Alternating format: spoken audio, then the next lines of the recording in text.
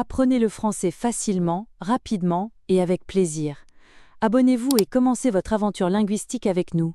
Salut Youssef, tu avais l'air préoccupé hier. Tu pensais encore à ton problème de compréhension orale? Oui, Claire. J'ai l'impression que malgré tous mes efforts, je comprends très peu quand les Français parlent entre eux. À l'écrit, ça va, mais à l'oral, c'est comme une rivière trop rapide. C'est une belle métaphore. Mais tu sais, c'est exactement ça. Au début, on entend un flot de sons sans séparation. Mais bonne nouvelle, l'oreille s'entraîne. Comment? Parce que parfois je me dis que ce n'est pas pour moi. Bien sûr que si. La clé, c'est l'exposition régulière. Par exemple, écoute 10 minutes de français chaque jour. Pas 1 heure de temps en temps, mais un peu chaque jour. Oui, mais je n'arrive pas à me concentrer. Alors, faisons un exercice ensemble. Tiens, écoute cette phrase simple. Tu fais quoi ce soir? Tu fais quoi ce soir? Bien. Maintenant, plus vite, comme si tu étais français. Tu fais quoi ce soir? Exactement. Tu vois? À l'oral, les mots se lient. Ah, d'accord. Donc parfois je crois que je n'entends qu'un seul mot, mais en fait ce sont plusieurs. Oui, c'est pour ça qu'il faut habituer ton oreille. Autre technique, le shadowing. Tu écoutes, tu répètes tout de suite, même si tu ne comprends pas tout. Comme les acteurs qui imitent les dialogues d'un film? Exactement. Essaye avec cette chanson célèbre. Aux Champs-Élysées. Aux Champs-Élysées? Bien. Encore une fois, avec énergie. Aux Champs-Élysées. Parfait. Tu vois, tu n'as pas traduit, tu as directement répété le son. C'est ça qui entraîne ton oreille. C'est amusant en fait. Oui. Et tu peux faire la même chose avec des dialogues de films. Regarde, dans Intouchable, il y a une scène où Omar Sy dit « pas de bras, pas de chocolat Je connais cette phrase. Pas de bras, pas de chocolat. ». Bravo! Et maintenant, si tu entends ça dans un film, ton cerveau reconnaît automatiquement le bloc de mots. Oui, je comprends. Ce sont des chunks, des morceaux qu'il faut mémoriser. Exactement. Plus tu mémorises de blocs, moins tu as besoin de réfléchir mot par mot. Mais quand je parle avec de vrais Français, je bloque. C'est normal, la vraie vie est plus rapide. Alors il faut accepter de ne pas tout comprendre.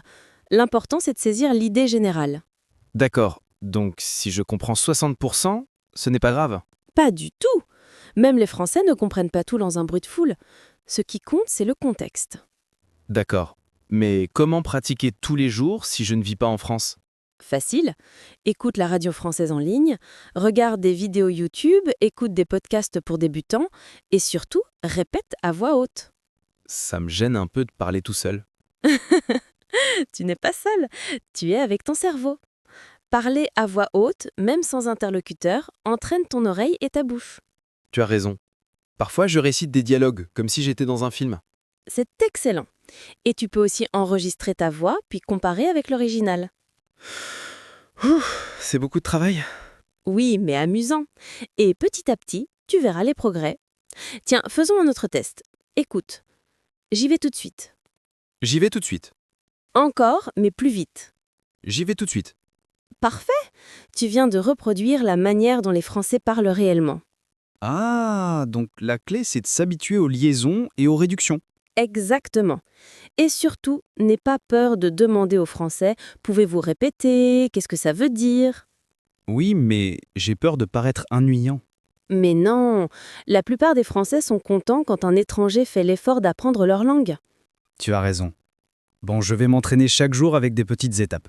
Voilà! 10 minutes par jour, c'est mieux qu'1 heure seulement le dimanche. Merci Claire. Tu es une super prof et une super amie. Avec plaisir, Youssef. Maintenant, si tu veux améliorer ta compréhension, je te propose un défi. Ce soir, regarde un court épisode d'une série française avec sous-titres. Et demain, on en discute ensemble. D'accord. Défi accepté. Salut Youssef! Comment ça va aujourd'hui? Ça va bien, merci. Mais je dois t'avouer quelque chose. J'ai encore beaucoup de mal à comprendre les Français quand ils parlent vite. C'est tout à fait normal.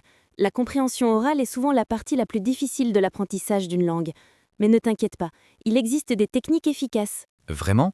J'ai parfois l'impression que je ne comprends presque rien dans les films ou quand j'écoute des Français discuter entre eux. Je comprends ton problème. D'abord, il faut savoir que l'oral n'est pas identique à l'écrit. Les Français parlent vite, ils lisent les mots, ils utilisent des expressions familières. Donc, première étape, il faut entraîner ton oreille tous les jours. Oui, mais comment faire concrètement? Par exemple, tu peux écouter des podcasts pour les apprenants, regarder des séries françaises avec des sous-titres, ou encore écouter des chansons en lisant les paroles. Plus tu écoutes, plus tu t'habitues.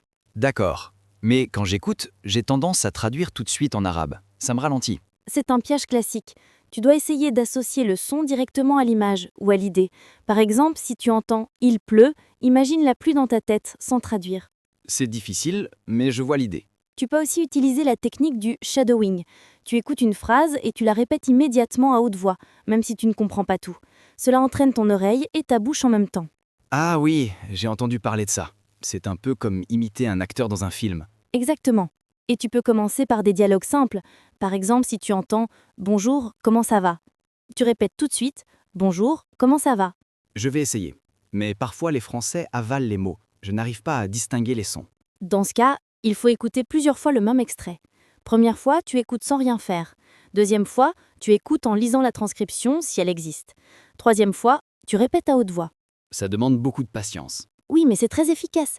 Et surtout, ne cherche pas à comprendre 100% au début. Si tu comprends l'idée générale, c'est déjà une victoire. Tu as raison. Peut-être que je devrais écouter 10 minutes de français chaque jour au lieu d'essayer 1 heure d'un coup. Exactement. La régularité est plus importante que la quantité. 10 minutes tous les jours, c'est mieux qu'1 heure seulement le dimanche. Et si je parle avec des Français, C'est encore mieux. L'interaction oblige ton cerveau à se concentrer. Même si tu ne comprends pas tout, tu peux demander « Pouvez-vous répéter ?» Qu'est-ce que ça veut dire ? C'est normal. oui, mais j'ai peur de déranger ou de paraître stupide. Mais non, les Français apprécient quand un étranger fait l'effort de comprendre. L'important, c'est ton attitude positive. D'accord. Alors je vais écouter plus de français chaque jour, répéter avec le shadowing et ne pas chercher à tout traduire. Parfait. Tu verras dans quelques mois, ton oreille sera beaucoup plus entraînée et tu comprendras de plus en plus vite. Merci Claire, tu es toujours motivante.